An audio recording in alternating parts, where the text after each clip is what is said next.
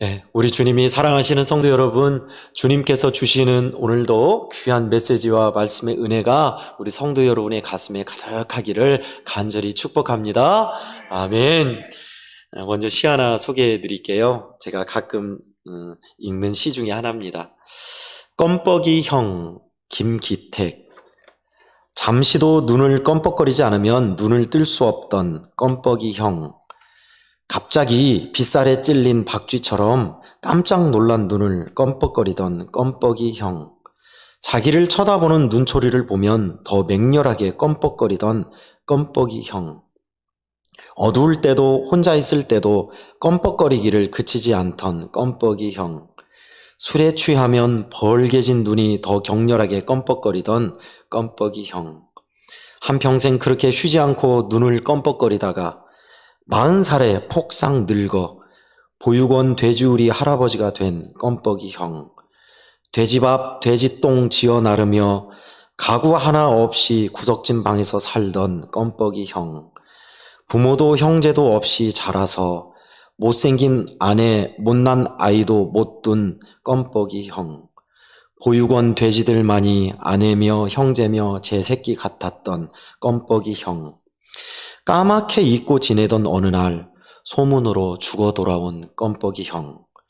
한 번도 빛을 향해 크게 떠본 일이 없는 눈을 달고 헌 옷, 헌 밥, 헌 얼굴, 헌 몸으로 살다 간 껌뻑이 형.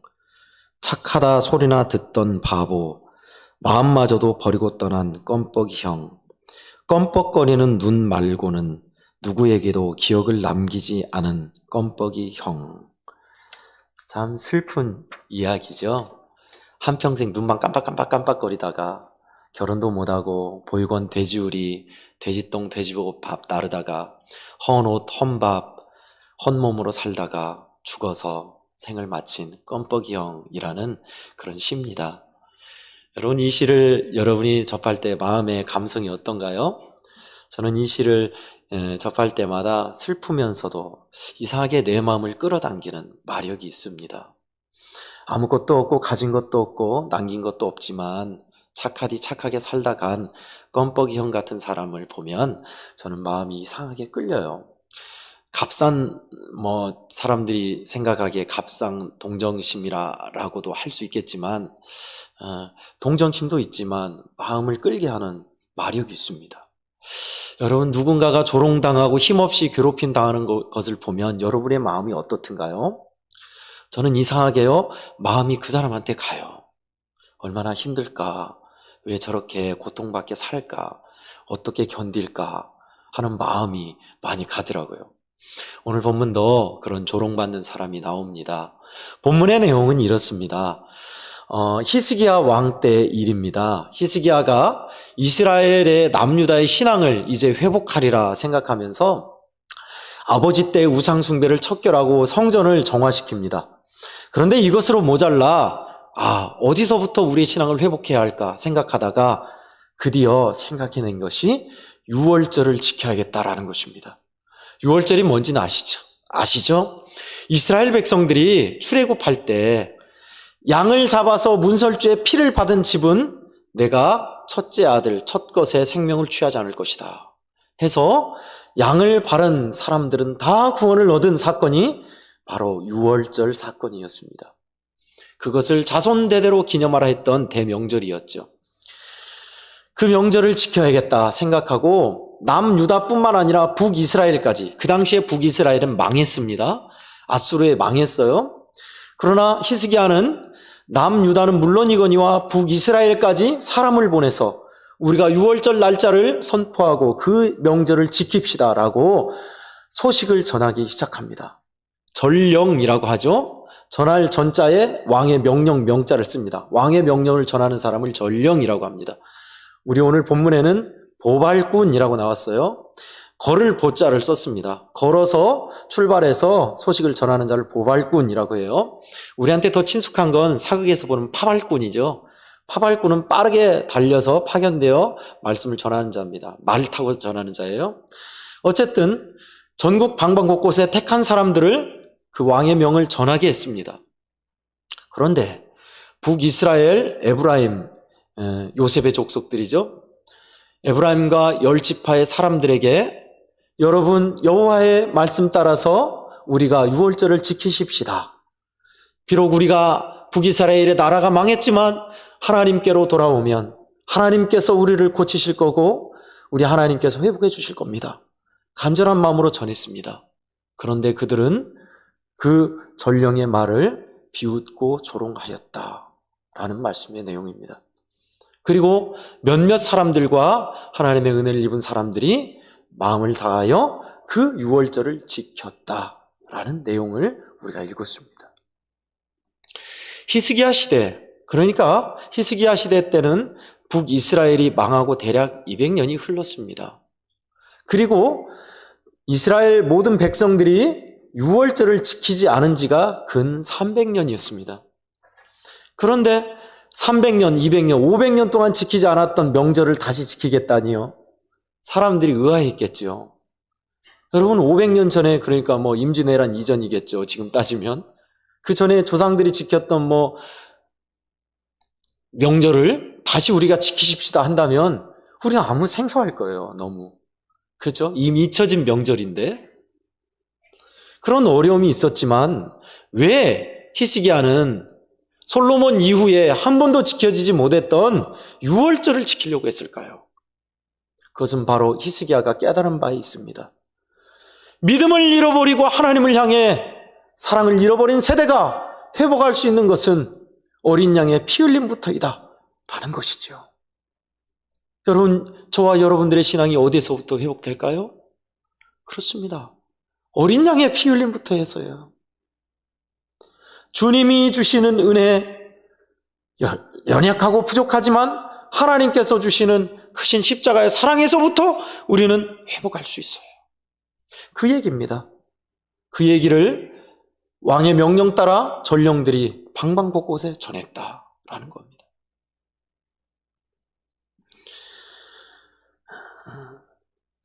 북이스라엘 사람들이 그것을 듣고서 많이 조롱했지요. 비웃음을 당했던 전령의 모습을 한번 그려보십시오. 만약에요, 문재인 대통령이 남과 북에 특별히 특사들을 선택해서 한 1000명을 선택해서 각 지방 도읍면에 사람을 보냈다고 생각해 보십시다. 우리 애양원에도 문재인 대통령이 전했던 전령을 가지고 온 사람이 있다고 칩시다. 우체국 복장을 하고 왔다고 칩시다. 와서 애양원 성도 여러분, 이 나라의 대통령이 특별히 이 말씀을 전하라고 했습니다 하면서 엉뚱한 소리를 전한다고 해보세요. 각양각색의 반응이 나올 겁니다. 저거 왕이 전한 사람 맞아? 왕의 명령 맞아? 무슨 소리야? 무슨 엉뚱한 소리야? 그런 사람도 있겠고요. 진중하게 왜 이런 소리를 했을까? 우리 율촌면 말고 저기 덕양이나 순천 쪽에도 똑같은 명령을 했을까? 궁금해하는 사람도 있겠죠. 많은 반응이 있을 겁니다. 근데 왜 북이스라엘 사람들은 조롱했을까요? 남과 북으로 나뉘어져서 500년의 시간이 흘렀어요. 우리 코리아도 남과 북으로 나뉜 지 70 몇 년이 흘렀죠. 100년이 안 됐습니다. 근데 보세요.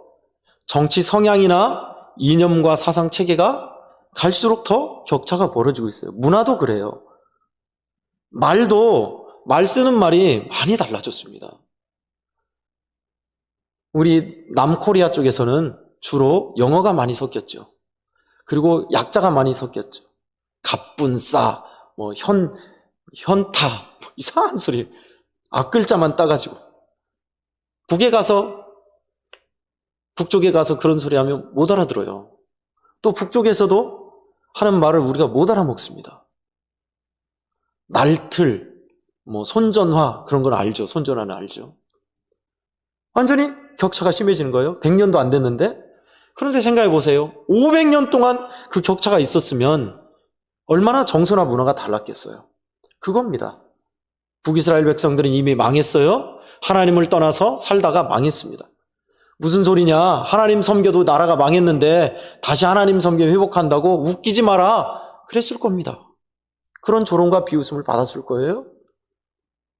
그러나 하나님의 말씀은요, 힘이 있어서 몇몇 사람들의 마음을 감동하셔서 비록 조롱하는 사람들 속에서도 하나님의 말씀을 따르는 자들이 있게 하셨어요. 11절을 보니까 아셀과 므낫세와 스불론 중에서 몇 사람이 그랬다고 하죠. 이 풍토가 어디서 나왔을까요? 어디서 나오긴요. 북이스라엘이 심하게 타락하고 하나님을 떠났을 때 누구를 보냈습니까? 하나님이 엘리야, 엘리사, 아모스, 호세야 줄기차게 보냈어요. 몇몇 사람들은 이 말씀을 받았던 겁니다. 그래서 하나님의 말씀을 따랐던 거죠. 여러분, 우리들은요, 사람들은요, 누구나 다 내가 존중받고 싶어하고 대우받고 싶어해요. 아무나 하찮게 취급받고 조롱당하고 멸시받는 것을 좋아할 사람은 누구도 없어요. 그죠? 비웃음거리가 되고 하찮게 된다는 것은 우리에게 아픔이고 싫은 겁니다. 그런데 어쩌죠? 주님이 말씀하셨습니다. 너희들도 세상이 나를 미워한 것처럼 너희들도 미움을 받을 것이다. 조롱받을 것이다. 라고 말씀하셨습니다. 또 디모데 후서 3장 12절은 경건하게 살고자 하는 자는 박해를 받으리라, 고난을 받으리라 했습니다. 따라서 예수님을 온전히 믿고 따르고자 하는 자, 또 경건한 삶을 살고자 하는 자에게는 반드시 조롱과 멸시, 고난, 박해가 따른다는 것입니다. 역으로 말하면 그런 것이 없다는 것은 경건한 삶, 참 그리스도의 발걸음을 따라가지 않는다는 얘기입니다. 예수 믿으면서 여러분 조롱당한 적이 있으신지요? 사람들에게 놀림거리가 되고 비웃음거리가 된 적이 있으신지요? 여러분은 여러분의 자녀들에게 그런 이야기를 들려주신 적이 있으신지요? 우리 자녀들은 알아요. 교회 다닌다는 것이 요즘 젊은이들에게, 대학생들에게, 중고등학생들에게 얼마나 하찮게 여김받는 것이고 놀림당한 건지 우리 아이들은 너무 잘 알아요.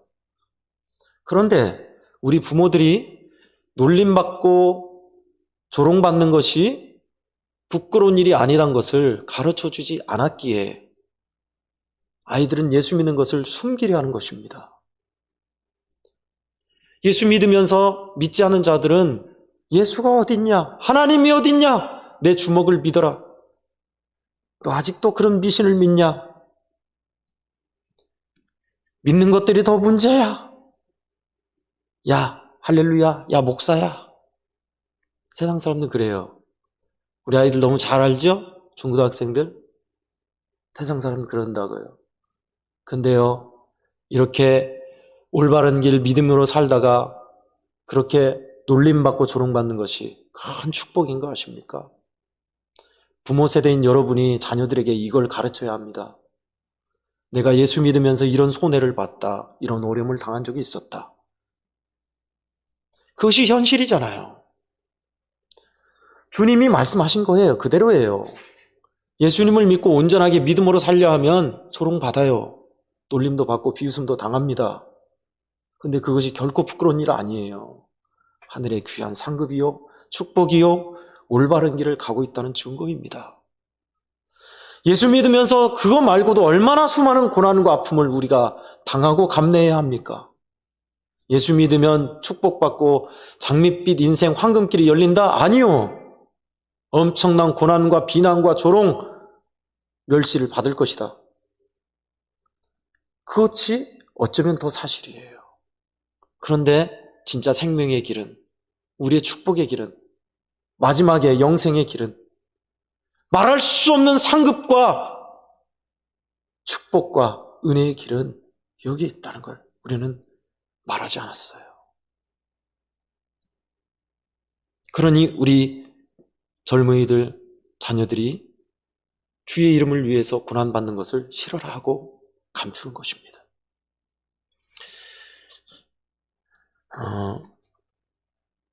저는 오늘 말씀을 준비하다가 굉장히 자꾸 그 찬송가가 떠올랐습니다. 찬송가 341장 아시죠? 십자가를 내가지고 주를 따라가리라. 2절입니다. 주가 곤욕 당했으니 나도 곤욕 당하리. 세상 친구 간사하되 예수 진실하도다. 예수 나를 사랑하사 빛난 얼굴 보이면 원수들이 미워해도 염려할 것 없겠네. 아멘. 그렇습니다. 주님이 사랑하셔서 우리를 이끄시면 염려할 것 없습니다. 하나님께서 사랑하시는 우리 일부 예배 성도들에게 그러면 이 말씀을 통해서 어떤 메시지를 주실 것인가 고민했습니다. 여러분, 우리는 주님이 하신 말씀, 전령을 통해서 전한 메시지가 무엇인지를 봐야 합니다. 첫 번째는요, 우리는 십자가의 예수께로 돌아가야 합니다. 여러분, 다시 우리는 믿음으로 돌아가야 합니다 라고 전한 왕의 명령은 유월절 명령이었어요. 그것은 우리에게 오늘도 마찬가지입니다. 다른 어떤 은혜, 다른 어떤 것, 언변이나 화려한 것 찾을 것 없습니다. 십자가로 돌아가야 돼요. 십자가로. 사랑하사 피 흘려 주신 것이 무엇인가? 피 흘려 주신 은혜가 무엇인가? 신앙의 회복은 바로 유월절 어린 양에 있습니다. 저와 여러분들이 자꾸만 십자가로 나아가면요, 우리의 연약함, 우리의 죄악들, 우리의 세상을 향한 마음이 고침받아요. 그래서 오늘도 주님은 우리에게 십자가로 나오라, 십자가의 피 흘림으로 나오라 라고 말씀하시는 겁니다. 믿음의 사람들을 보내서, 말씀을 보내서, 전령을 보내서 주님은 오늘도 우리에게 왕 되신 주님께서 메시지를 보내는 거죠.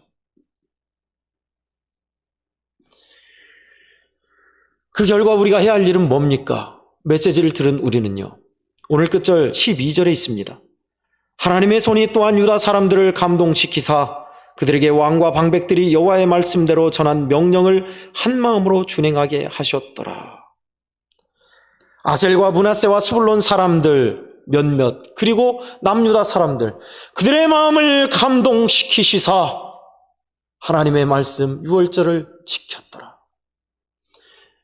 무슨 말씀이에요? 여러분, 성령이 여러분의 마음을 감동하시고 여러분의 마음문을 두드리시고 말씀하실 때 그 감동을 따르라, 이 말씀입니다. 그 감동은 뭘까요? 두 가지입니다. 너는 십자가로 돌아오라고 전하라 라는 전령의 감동과 어서 십자가로 돌아오라는 우리에게 감동을 따라 행하라라는 감동, 두 가지입니다. 전하는 일과 따르는 일이지요. 여러분에게는 어떤 것이 더 큰 비중입니까? 가서 이웃에게, 친구에게, 동료에게, 일터에서 너는 이 말씀을 전하라는 전령의 감동이 큰가요?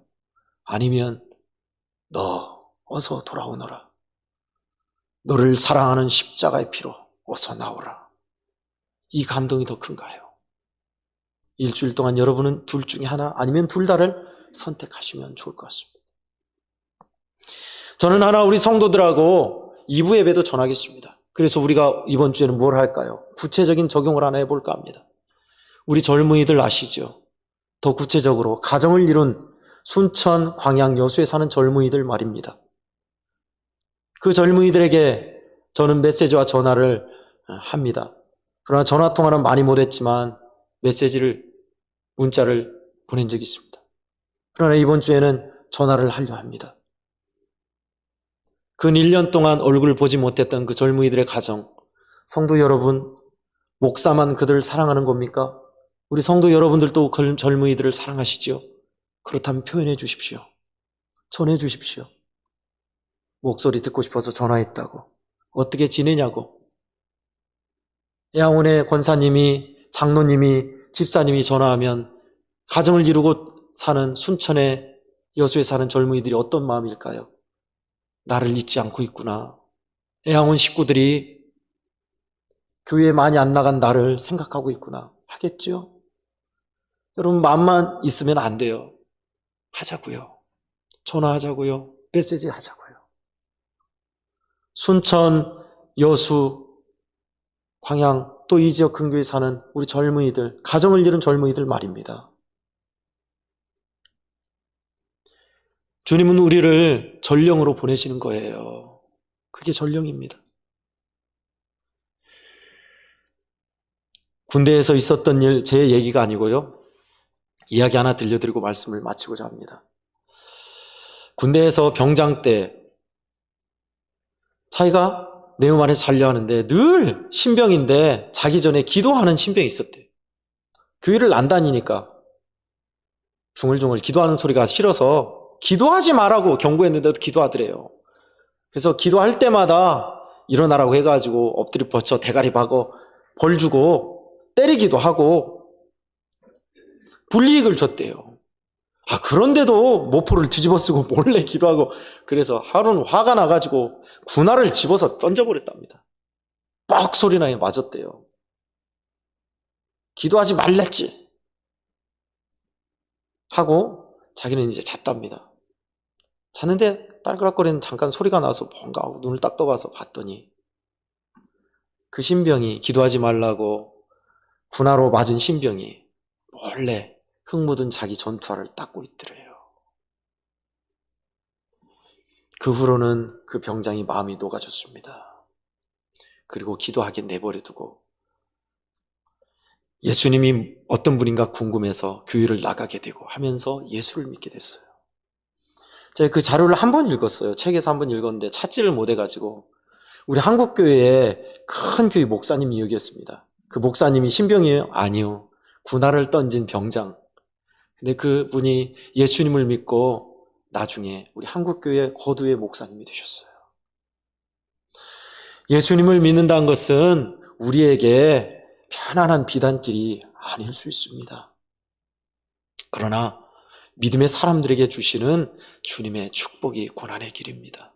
고난을 두려워 마시고 오늘 말씀처럼요, 전하는 일, 따르는 일을 우리가 행한다면 우리 주님이 참으로 기뻐하실 거예요.